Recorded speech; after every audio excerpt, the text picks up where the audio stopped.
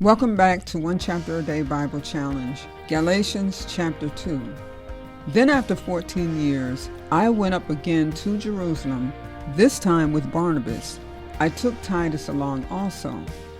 I went in response to a revelation and meeting privately with those esteemed as leaders.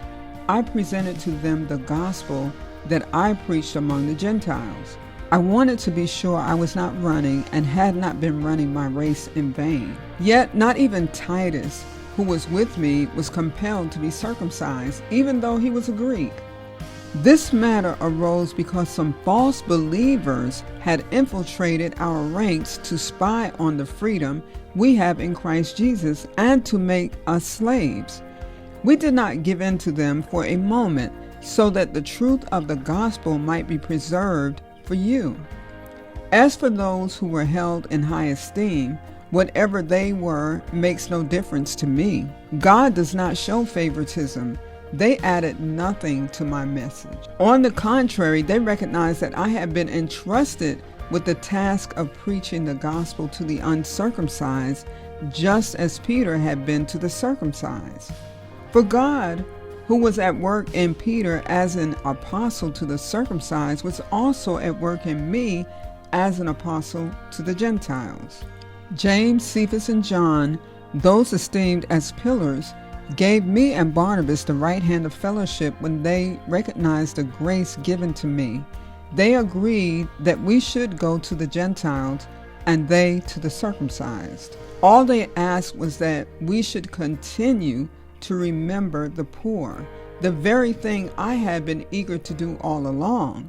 When Cephas came to Antioch, I opposed him to his face because he stood condemned. For before certain men came from James, he used to eat with the Gentiles. But when they arrived, he began to draw back and separate himself from the Gentiles because he was afraid of those who belonged to the circumcision group. The other Jews joined him in his hypocrisy, so that by their hypocrisy, even Barnabas was led astray. When I saw that they were not acting in line with the truth of the gospel, I said to Cephas in front of them all, "You are a Jew, yet you live like a Gentile and not like a Jew. How is it then that you force Gentiles to follow Jewish customs? We who are Jews by birth and not sinful Gentiles know that a person is not justified by the works of the law, but by faith in Jesus Christ. So we too have put our faith in Christ Jesus, that we may be justified by faith in Christ and not by the works of the law, because by the works of the law no one will be justified. But if, in seeking to be justified in Christ, we Jews find ourselves also among the sinners, doesn't that mean Christ promotes sin? Absolutely not. If I rebuild what I destroyed, then I really would be a lawbreaker. For through the law I died to the law so that I might live for God.